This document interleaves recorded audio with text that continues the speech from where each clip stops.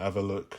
Have a look, my friends, and see if you can figure out what might be wrong with this picture.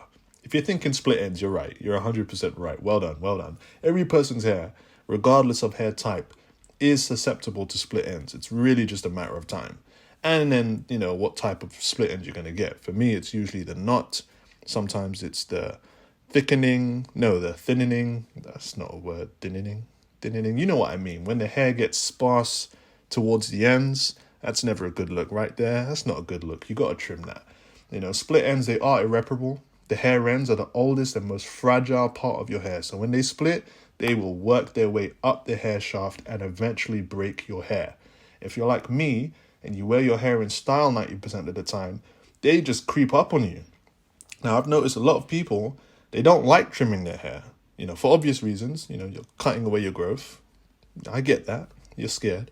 But you got to start trimming sooner rather than later. And there's lots of ways to do this.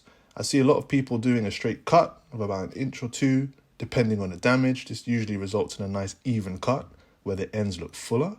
The best way I found, however, is to trim section by section like we're doing here. And this ensures you're only cutting the ends that are actually split and not just cutting your hair for the sake of, doing the trim. So I highly recommend you guys do your trims at least once every 3 months, especially if you're starting to see lots of knots and those tiny little splits at the ends forming. Keep your hair moisturized and covered while sleeping. This will prevent materials from drying your hair out too. Much love.